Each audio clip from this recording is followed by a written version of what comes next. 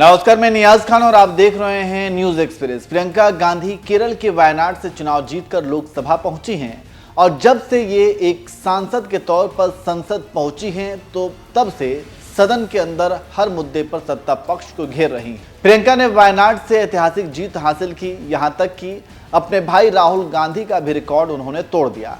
लेकिन अब वायनाड में कुछ ऐसा हुआ कि प्रियंका गांधी की चाची मेनका गांधी गुस्सा हो गई हैं। तो चलिए आपको बताते हैं कि मेनका गांधी को आखिर गुस्सा क्यों आया है। जिसके घर पे मीटर की रीडिंग 600 से कम है उसको बिजली का बिल 0 आएगा। मेरा बिजली ਦਾ ਬਿੱਲ ਪਹਿਲਾਂ 1 ਸਾਲ ਪਹਿਲਾਂ ਆਵਾ ਤਾਂ ਤੇ ਹੁਣ ਵੀ 1 ਸਾਲ ਹੋ ਗਿਆ ਵੀ ਆਂਦਾ ਨਹੀਂ ਹੈਗਾ ਜਦ ਇਹ ਆਪਾਂ ਭਗਵੰਤ ਮਾਨ ਦੀ ਸਰਕਾਰ ਬਣੀ ਆ ਜੀ। ਮੁੰਡਾ ਸਾਨੂੰ ਛੋਟਾ ਕਹਿੰਦਾ ਪਿਛਲੀ ਵਾਰੀ ਬਿੱਲ ਕਿੰਨਾ ਆਇਆ ਤਾਂ ਮਾਂ 3500 ਰੁਪਈਆ ਕਹਿੰਦਾ ਐਤਕੀ 0 ਆਇਆ। ਮਾਂ ਫੇ ਐਸਾ ਮੁੱਖ ਮੰਤਰੀ ਪੂਰੇ ਇੰਡੀਆ ਬਣਨਾ चाहिए।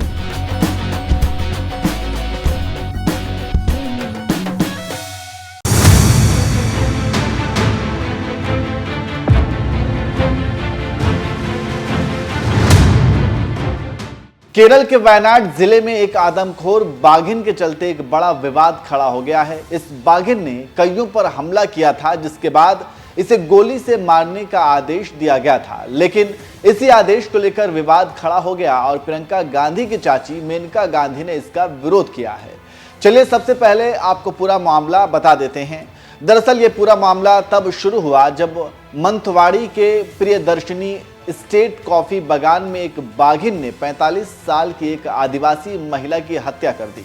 मृतका की पहचान राधा के रूप में हुई थी, जो रोजी रोटी के लिए कॉफी बीन्स तोड़ती थी। वहीं बाघिन के हमले में महिला की मौत के बाद बड़े पैमाने पर विरोध प्रदर्शन हुआ।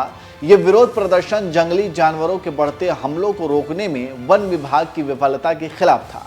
वहीं इस दुखद घटना के बाद प्रियंका गांधी ने राधा की मौत पर शोक व्यक्त करते हुए एक्स पर लिखा भी था। उन्होंने लिखा था, राधा की दुखद मौत से मैं बहुत दुखी हूं, जिसे पंचराकोली मनंतावड़ी में कॉफी के फसल काटते समय एक बाघ ने मार डाला। उनके परिवार के प्रति मेरी संवेदना है। इस गंभीर मुद्दे को हल करने के लिए अस्थायी समाधान की तत्काल आवश्यकता है। तो इस तरह से प्रियंका ने ट्वीट करके दुख जताया। तो वहीं दूसरी तरफ राधा की मौत के बाद आदमखोर बाघिन को मारने के आदेश जारी कर दिए गए थे। वहीं इसी आदेश पर बीजेपी नेता और पर्यावरण कार्यकर्ता मेनका गांधी भड़क गईं और बाघिन को गोली मारने के आदेश की कड़ी आलोचना करते हुए इसे अवैध करार दे दिया। उन्होंने कहा, किसी भी बाघ को मारने का आदेश नहीं दिया जा सकता। केरल हमेशा की तरह कानून का उल्लंघन करता रहा है। बाघ को पकड़ा जा सकता है लेकिन मारा नहीं जा सकता। यह केंद्र सरकार का आदेश है। केरल के लोगों को हाथी, बाघ और जंगली सुअर मारने का शौक है, लेकिन इसे रोकने के लिए देश में कानून है। बाघ राष्ट्रीय संपत्ति है। मेनका गांधी ने आगे कहा, वायनाड की बाघिन बूढ़ी है, इसलिए उसे जल्दी पकड़ा जा सकता है।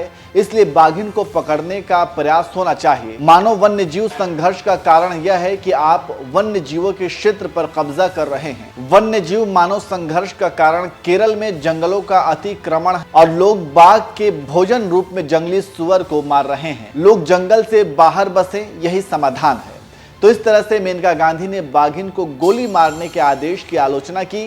लेकिन सोमवार की सुबह ही एक घर के पास बाघिन की मौत हो गई थी, उसे मृत पाया गया।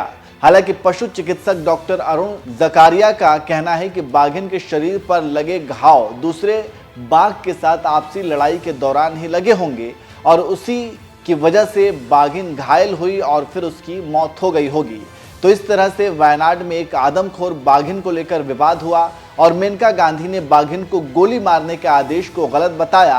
लेकिन फिर भी सोमवार को बाघिन का शव मिला और अब दावा किया जा रहा है कि उसकी मौत जानवरों की आपसी लड़ाई से हुई है। वैसे आप इस खबर पर क्या कहेंगे, कमेंट करके जरूर बताएं।